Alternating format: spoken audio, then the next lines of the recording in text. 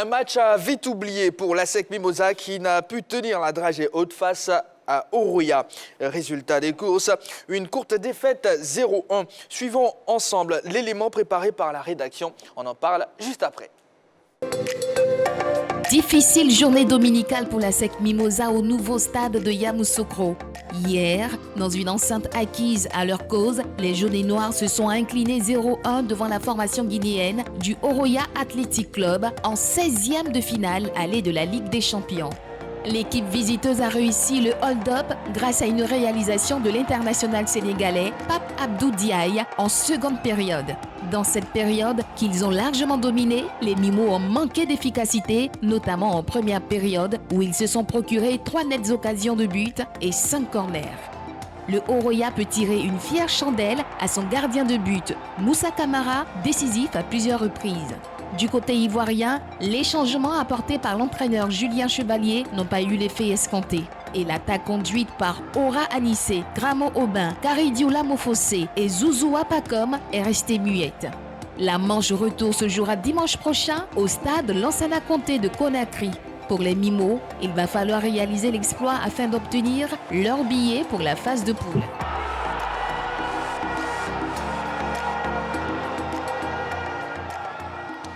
CAF Ligue des Champions battue par Oroya, l'ASEC a-t-elle hypothéqué ses chances de qualification en phase de poule? On ouvre le téléphone maintenant, plus 225 27 21 59 93 99. On n'oublie pas la page Facebook de la 3. Je vois déjà le commentaire de Pérignon Koné que je vais lire dans pas longtemps. Alors messieurs, l'ASEC Mimosa s'est-elle mise en danger avec cette défaite à domicile face à Oroya? Balo? Oui, peut-être, mais rien n'est encore fait. Je pense que quand on regarde la physionomie du match, c'est une équipe de l'ASEC Mimosa qui a bien commencé son match, qui a été entreprenante, qui a eu beaucoup d'occasions, qui a malheureusement manqué d'efficacité. Mais sinon, dans le jeu, je ne pense pas qu'il y ait le feu à la demeure. Je pense que c'est vrai qu'on a perdu 1-0 à domicile avec surtout le but marqué à l'extérieur qui compte double en cas d'égalité. Ça peut poser des problèmes, mais moi je reste optimiste par rapport à la production du jeu, par rapport à ce que l'ASEC Mimosa a pu montrer. Si l'ASEC arrive à reproduire le même jeu, mais avec plus d'efficacité, je pense qu'on a les moyens d'éliminer cette équipe d'Oroya. Alors, Jean-Philippe, eh bien, on a parlé de préparation avant ce match-là. L'ASEC a bien commencé, l'ASEC avait le pied sur le ballon. Le Oroya était à son premier match officiel de la saison, mais c'est le Oroya qui réalise le hold-up parfait. Oui, ce sont, je dirais, des cas de figure assez dommageables auxquels on ne souhaiterait pas être confronté quand on est représentant d'un pays comme la Côte d'Ivoire et qu'on s'appelle l'ASEC Mimosa. Vous savez, l'ASEC a très bien débuté quand même sa saison. Les jaunes et noirs sont en jambes, individuellement comme collectivement. Les joueurs de l'ASEC Mimosa ont joué plusieurs rencontres internationales sous la bannière nationale, bien évidemment, avec l'équipe locale. Ils ont réussi à qualifier la Côte d'Ivoire pour la prochaine édition du championnat d'Afrique des Nations. Et là, ils étaient confrontés face à Oroya, une formation qui a je veux dire, qui n'était pas véritablement prête pour se lancer sur la scène continentale. Elle n'a joué que 2 rencontres amicales. Donc, il y avait ce gros risque-là qu'encouraient les jaunes et noirs. Ils ont tellement buté face à Oroya que cette équipe a fini dans cette résilience-là à avoir un sursaut d'orgueil. Et la moindre occasion qu'elle a pu avoir, elle l'a concrétisée. Ce genre de rencontres-là, on les rencontre très souvent. Ce genre de match également, si on les joue 10 fois, on est pratiquement sûr que l'ASEC va remporter cette rencontre 9 fois, mais la seule fois où l'ASEC n'allait pas remporter cette rencontre, c'est ce cas de figure qu'on a eu là. Et donc, je pense que c'est vrai que pour l'instant, l'ASEC hypothèque ses chances de qualification, mais rien n'est terminé. L'ASEC a eu l'opportunité de croiser cette formation d'Oroya, de voir à peu près ce qu'elle pèse, entre guillemets. Je pense que de ce week-end à l'autre week-end, Oroya ne va pas cumuler assez de rencontres de préparation pour être à un même niveau physique que les jaunes et noirs. Ça risque seulement de corriger leur inefficacité offensive pour pourquoi pas réaliser un autre hold-up, bien évidemment en terre guinéenne. Mais c'est pour ça que... On va prendre une réaction. D'accord, allez-y. Voilà. Vous pouvez nous appeler, plus 225 27 21 59 93 99, c'est le numéro de téléphone. Sans oublier la page Facebook de la 3. Et d'ailleurs, nous allons prendre une réaction à présent. C'est la réaction de Pérignon Koné. Sincèrement, je ne pense pas que l'ASEC puisse être qualifié pour la phase de poule avec la défaite d'hier. Ça, c'est l'avis de Pérignon Koné. Eh bien, c'est simplement son avis. avis, Roger? J'avoue que moi, ce résultat est très difficile à analyser. Sur ce qu'on a vu dans le match et le comportement de l'équipe guinéenne, c'est vraiment difficile. Par contre, il y a les certitudes. La première, c'est que la SEC a fait un très mauvais résultat. D'un point de vue comptable, la SEC a fait un mauvais résultat. La SEC a perdu à domicile dans une confrontation en aller-retour. C'est un mauvais résultat pour la SEC Mimosa. Deuxièmement, les Guinéens d'Oroya font un excellent résultat. Ils sont venus jouer à l'extérieur. Ils gagnent 1-0 dans un match dans lequel ils ont été dominés. C'est un bon résultat. Si on arrête la compétition là maintenant, c'est Oroya qui est qualifié. Le troisième élément, c'est que la SEC a dominé le match. Oui, la SEC a dominé le match. La SEC a eu beaucoup d'occasions. Les jeunes ont eu du jeu. Ils ont poussé, etc., etc. Mofossé a eu quelques occasions. La Lupin, un face-à-face facile face au portier guinéen. En fin de match, la SEC a marché. Mais la domination de la SEC Mimosa, est-ce qu'elle s'explique par le fait que les Guinéens, intelligemment, n'étant pas en compétition, on laisse le ballon aux jeunes noirs, ce qui est très intelligent, laisser le ballon aux jeunes noirs, se concentrer tactiquement et techniquement pour réussir à contrer, à neutraliser la SEC Mimosa. Mais sur ce point, de ce point de vue, Oroya a joué intelligemment ce match-là. Parce que c'est une équipe qui n'est pas en compétition. Elle n'a que des matchs de préparation, plus la préparation d'avant-saison. Contrairement à la SEC Mimosa, qui a 5-6 matchs dans les jambes, si on considère les autres compétitions. Donc, la domination de la SEC peut s'expliquer. Oroya qui dit, bon, écoutez, comme je ne joue pas beaucoup, je leur laisse le ballon, ils font ce qu'ils veulent, moi je suis organisé derrière, et puis ça paye, 57e minute, ils plantent ce but par Ndiaye, et puis on est battu. Donc, c'est difficile à analyser. Est-ce que la SEC a été vraiment supérieure en termes de jeu face à cette équipe, ou alors c'est Oroya qui a réussi parfaitement sa stratégie pour contrer à l'extérieur l'équipe de la SEC Mimosa? D'accord. Monsieur Yao Séraphin nous appelle de Tambi. Bonsoir, monsieur Yao. Ouais, bonsoir, monsieur. Merci d'être sur la 3 et dans la grande team. Vous êtes là? Je suis là. Oui, alors, comment vous réagissez face à notre question LGT? On parle de l'ASEC Mimosa. Bon, ça fait mal. Ça fait mal. Ça fait plusieurs années que on ne trouve pas une équipe. Ça, c'est clair. Mais est-ce que vous pensez que l'ASEC a hypothéqué ses chances de qualification en phase de poule? Non, non, non, non, non. C'est un match aller-retour. OK. Ils sont venus, ils ont gagné. On a eu les matchs. L'équipe là jouait par derrière. Voilà, mais on va arriver chez eux, ils vont ouvrir le jeu. Ou bien parce qu'ils ont un but d'avance, peut-être ils vont jouer encore derrière. OK. Sinon, la SEC peut marquer là-bas et puis on va jouer prolongation et tir au but. Maintenant, ça, c'est du 50-50. D'accord. Sinon, moi, je suis confiant que la SEC peut se qualifier. Allez, merci beaucoup, monsieur Séraphin. Merci, monsieur. Yao. Je salue toute la team. Oui. Salut. Alors, sur la page Facebook de la 3, on prend une autre réaction. Cette fois-ci, c'est monsieur Tangan Hervé Ouattara. Bonsoir à la grande team. Je pense que l'ASEC a toujours ses chances. Il va falloir bien négocier le match retour en restant costaud et surtout l'efficacité devant les buts de Oroya. Alors, Henri Jo, là où je vous envoie, c'est le coaching de Julien Chevalier qui a été remis en cause par de nombreux supporters. Est-ce qu'ils ont raison? Ça ramène quand même à des analyses qu'on a eues ici depuis très longtemps. Moi, depuis un moment, j'avais cessé quand même de parler de Chevalier. De parler de Chevalier. Pour moi, c'était un entraîneur qui était tout en difficulté quand il encaissait le premier but. Et ça l'a démontré dans ce match face à l'équipe de Oroya. Voilà, il commence un match où vous avez une équipe guinéenne qui ne sort pas suffisamment, qui attend son adversaire. Et sur presque 45 minutes, c'est le même schéma. C'est vrai, la SEC a des occasions. La SEC ne réussit pas à marquer, mais on a toujours le même schéma. Je ne sais pas pourquoi il n'a pas changé sa manière de jouer. Peut-être mettre de la densité au milieu des terrains ou peut-être essayer de tirer cette équipe guinéenne sur les côtés pour chercher des remises au point de pénalty. Parce que le problème de la SEC, c'est qu'à un moment, ils ont abusé des centres. Pourtant, ils ne sont pas grands. Vous avez des Guinéens, des défenseurs guinéens tous les centres. Qui ont pris tous les centres. Et c'était un peu de l'amusement pour eux. Vous savez, c'est une équipe qui n'était pas en compétition. Donc, du coup, ils ne vont pas se jeter à l'abordage tout de suite. Et ce qui m'a impressionné dans cette équipe de Oroya, vous savez, ils avaient l'assurance. En fait, c'est une équipe expérimentée. Ils sortent, il n'y avait pas de panique. C'est vrai, la SEC a dominé, mais ils ne paniquaient jamais. Ils prenaient la balle de la défense et ils passaient par le milieu avant d'arriver au niveau de l'attaque. Quand ils perdent le ballon, le répit défensif est systématique et ils attendent les joueurs de la SEC. Et on a toujours voulu passer par l'axe.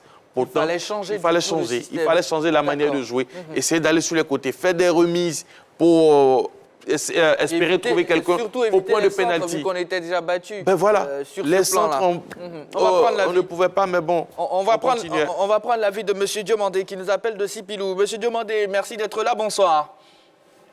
Oui. Bonsoir à toi. Salut, M. Diomandé. Bon, bonsoir. Oui, bonsoir à table.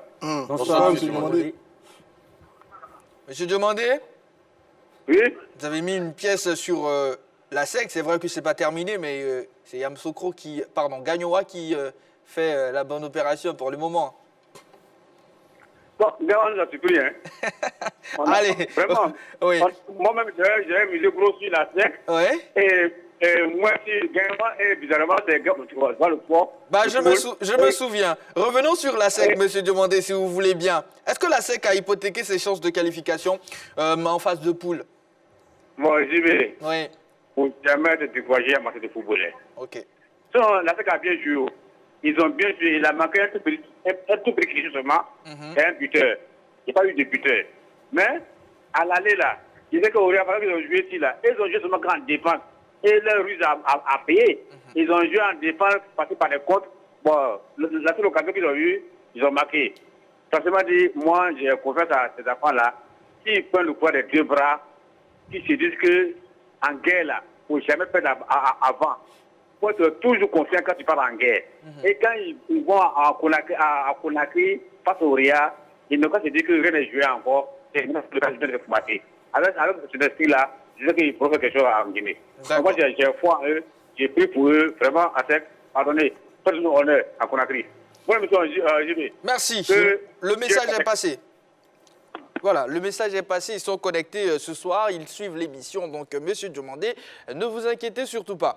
Alors, l'exploit à Conakry, vous y croyez-vous, Valo? Oui, bien sûr, on croit en l'exploit si on corrige certaines choses. Par exemple, sur le but, ils se font aspirer véritablement comme des joueurs amateurs. On a un joueur de l'Oroya qui est dos au but, qui réceptionne le ballon. Et ils font un 1-2 qui élimine 3-4 joueurs de la SEC Mimosa, ce qui n'est pas du tout normal. Et derrière, on a, je crois, un latéral de la SEC qui monte au marquage et qui oublie un espace derrière lui. Et c'est dans cet espace-là que l'attaquant du Oroya s'engouffre pour marquer ce but-là. Donc, défensivement, je pense qu'il y a des choses à revoir parce que sur le but, c'était un bloc carrément bas qui s'est fait avoir sur 3 touches de balle. Donc ça, c'est quelque chose à corriger. C'est bien d'aller au marquage, mais il faut être vigilant sur les espaces laissés dans son dos. Je pense que là, il faut voir corriger cela pour l'avenir. Sinon, offensivement, dans le jeu, c'est correct. Il faut juste de l'efficacité et un peu de vigilance défensive. Allez, sur la page Facebook, M. Ouattara Assouma. Les chances des Mimos sont intactes. Chaque match a ses vérités. Le Oroya a gagné en terre ivoirienne. La SEC peut faire autant. Ils ont une seule option, gagner pour continuer l'aventure. Oui. Alors moi, je pense que la SEC n'a jamais été dans une bonne posture que celle que nous avons aujourd'hui. Parce que, je le disais avant le match, le problème du football ivoirien, c'était de résider à la capacité des Ivoiriens à préserver un résultat. On a vu la SEC ici en Ligue des Champions faire un bon résultat à Abidjan. Et puis après, quand il s'est agi au Mouloudia, quand il s'est agi de protéger le résultat, la SEC n'a pas pu. Aujourd'hui, on est dans une autre configuration. Oui. La SEC a perdu à la maison. Il faut aller de réaction. Voilà, on veut voir maintenant la capacité de réaction. Bon, je pense que dans ce match retour face à Oroya, la SEC doit oser. La SEC doit sortir. La SEC doit prendre des risques. Et il y a un jeune joueur, peut-être à qui peut-être on ne fait pas suffisamment confiance du côté de la SEC, le jeune attaquant Sankara, qui lui ne se pose pas de questions quand il rentre. Des 40 mètres, des 35 mètres, il libère des frappes. Moi, je pense qu'un tel jeune, pour mon match retour, voilà, on le lance dans le match. Parce qu'on n'a plus rien à perdre. Okay. On a déjà perdu à la maison, donc on n'a plus rien à perdre. Monsieur Amorofi nous appelle de Cocody. Bonsoir, monsieur Amorofi. Et bonsoir, JB. Comment bonsoir vous allez? la grande team. Bonsoir, monsieur. D'accord. Ah bien. Oui. La SEC nous fait peiner, ça nous fait mal. la seule équipe qui pouvait faire quelque chose. Vous savez, la SEC ne réussit pas trop aux Guinéens. Hein. Donc, ce match, il fallait vraiment faire un bon résultat avant de partir en Guinée.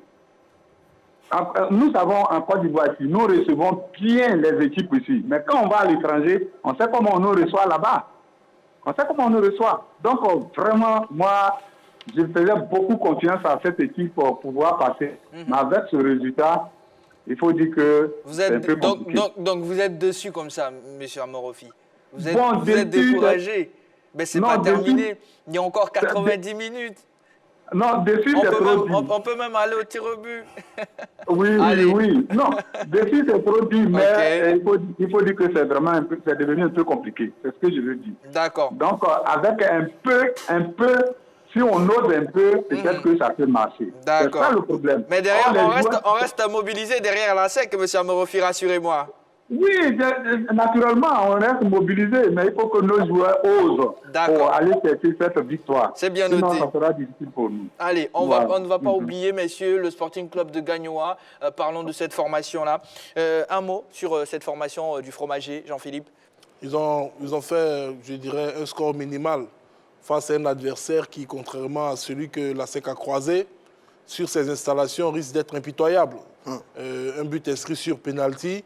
Je dis généralement, quand on joue face à ces clubs qui viennent du Maghreb, il faut essayer d'engranger le maximum de buts. Et je pense qu'ils avaient quand même un petit côté de réjouissance à l'issue de cette opposition face à nos amis de Gagnoa. Je les ai sentis, côté ivoirien, un tout petit peu inquiets au coup de sifflet final. Mais ça aide d'aller batailler dur. Oui, mais ça aide d'aller batailler dur pour essayer de conserver quand même ce score ou bien capitaliser cet acquis au match aller pour espérer se qualifier. Et pour la petite anecdote, moi j'ai plus peur pour le Sporting Club du Gagnoa que pour la SEC Mimosa, puisque la SEC a une expérience internationale beaucoup plus grande que celle du Sporting Club de Gagnoa. Et il faut faire très attention, cette Coupe d'Afrique là, elle brûle énormément, surtout quand on évolue dans les compétitions de cet échelon-là où, je dirais, il n'y a pas trop de regard. Là-bas, souvent, les arbitres s'accordent certaines libertés sans pour autant jeter un quelconque discrédit sur le corps arbitral qui sera désigné pour le match retour. C'est dire que toutes les Coupes d'Afrique se déroulent dans un contexte particulier. Aux joueurs des Gagnoa d'en tenir compte dans l'espoir de réaliser une très belle performance afin d'atteindre la phase de poule. Allez que le 1-0 de Gagnoa... On part à Boboté, Roger. Juste après, ça sera à vous de vous prononcer sur le Sporting Club de Gagnoa. Monsieur Kobena, bonsoir. Oui, M. JB, bonsoir. Vous êtes bonsoir, avec nous? JB. Oui, bonsoir, Monsieur Kobena. Je suis un supporter de la SEC Mimo. Ah, d'accord. Actionnaire, bienvenue. Oui, depuis ma naissance. C'est bien de... Ouais. Ok. Bon, mais moi, je ne suis pas content du jeu que la SEC a fourni. Quand on joue au ballon, là, quand on joue le ballon, il faut marquer le but. Il faut marquer le but. Oui. Mais quand on joue là, pour marquer des buts, si on joue, on demande le score. Un match, on demande le score. Est-ce que vous pensez que c'est fini pour la SEC? Bon, comme il y a un auditeur qui l'a dit, parce que les gens vont les recevoir mal. Et puis bon, ils seront découragés. Non, soyez pas découragés. Oui. D'accord. Ok. Ouais. Et puis, ok, il y a que j'ai dit à M. Roger Stéphane. Oui. Je ne sais pas s'il arrive à jouer au football, hein, parce qu'il critique vraiment, ces critiques-là sont vraiment... Il a joué au football, il a joué au collège. Merci beaucoup, M. Kobena. Merci beaucoup, M. Kobena. Voilà, excellente soirée à vous. Je souffre à toutes les équipes, hein. Les supporters de la SEC sont dus à moi, ceux de l'Africa sont dus à moi. Bon, moi, me supporter un peu, c'est le boulot aussi. Ça va aller. C'est-à-dire que le résultat de Gagnoa, le 1-0, c'est un bon résultat, mais qui peut ne pas être suffisant. Par contre, le 1-0, ça permet de rester concentré. De se dire, bon, on n'a pas fait trop l'essentiel, il faut rester concentré et aller jouer ses battes. Mais en Algérie, ça va être un peu compliqué. Je vois que Gagnoa va souffrir un peu, mais bon, Gagnoa, la bonne nouvelle, c'est que Gagnoa a une très bonne défense. L'équipe a encaissé un seul but en 6 matchs. Il y a une très bonne barre défensive, c'est bien. S'il voyait avec ça, c'est très bien. Pour la SEC aussi, bon, le coup est jouable, parce que Oroya va vouloir certainement confirmer son résultat. Si l'équipe sort un peu, que la SEC met de l'impact, parce qu'elle étant plus en jambes, on peut peut-être trouver la solution. Mais nous tous, on savait que ce deuxième tour allait être très compliqué. Parce que ces deux équipes-là n'ont pas le même niveau que l'équipe libérienne et le Coton Sport. On savait tous qu'on allait avoir des résultats difficiles, mais on n'avait pas prévu que la SEC allait perdre quand même à Yamoussoukro. On n'avait pas prévu ça. Mais maintenant, on est encore au football. Ce n'est pas encore totalement fini. Il reste encore 90 minutes à jouer. Oroya a fait un résultat ici. La SEC est capable d'aller faire un résultat. Et puis on espère que Gagnoa va jouer sur ses bonnes valeurs du match aller et puis contenir bien cette équipe algérienne pour espérer se qualifier. Mais les deux matchs-là vont être extrêmement, mais vraiment extrêmement difficiles pour les deux équipes ivoiriennes. C'est dans une semaine, sensiblement. Je pense que l'équipe de Gagnoa, quand même, a sa chance dans ce match retour. Parce que quand on a vu un peu les statistiques de Saoura, avant, bien sûr, le déplacement du côté de Yamoussoukro, ce n'étaient pas des statistiques fameuses. Vous savez, c'est une équipe qui est 10e au classement, qui a encaissé plus de buts qu'elle en a marqué dans son championnat. Donc, je pense que c'est une équipe qui encaisse beaucoup. Donc, du coup, Gagnoa a sa chance. Il suffit, comme Roger l'a dit, d'être concentré dès l'entame de la partie. Essayer de marquer un deuxième but pour faire douter encore cette équipe. Maintenant, les conditions dans lesquelles souvent, là, il y a un téléspectateur, il y a un appelant qui l'a signifié, les conditions dans lesquelles nous sommes reçus, surtout dans les rencontres retour dans ces compétitions africaines aussi, il va falloir être regardant. C'est aux dirigeants de Gagnoa quand même d'aller et puis voilà, essayer, parce que c'est ça aussi. Est-ce que le nom aussi de Gagnoa pèse au niveau de l'Afrique? Parce que tout ça, ça compte. Ça compte dans la réception, ça compte dans la manière qu'on vous traite, surtout lors des matchs retour. Rapidement, Jean-Philippe. Non, moi, ce que je voulais dire, concernant surtout les joueurs de l'ASEC Mimosa, ils auront, dans cette rencontre-là, je dirais, l'opportunité de démontrer à la face du monde s'ils ont la capacité d'être considérés comme des joueurs d'un niveau international. C'est très important. Quand on regarde la liste de ceux qui ont quitté l'ASEC ces dernières années, on se rend compte que c'est les garçons qui apportaient véritable plus à l'effectif des jaunes et noirs.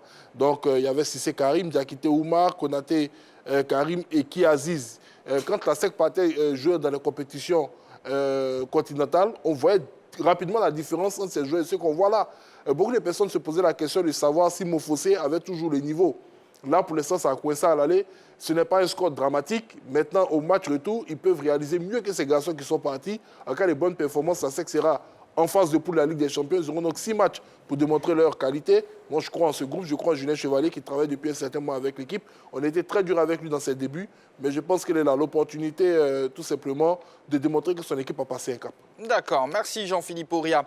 C'est l'heure de la pub. On va marquer une courte pause. Merci de ne pas zapper. Merci de rester avec nous juste après. Un mot de buzz sur l'affaire AFI FIFPro. Pour en savoir davantage, restez avec nous.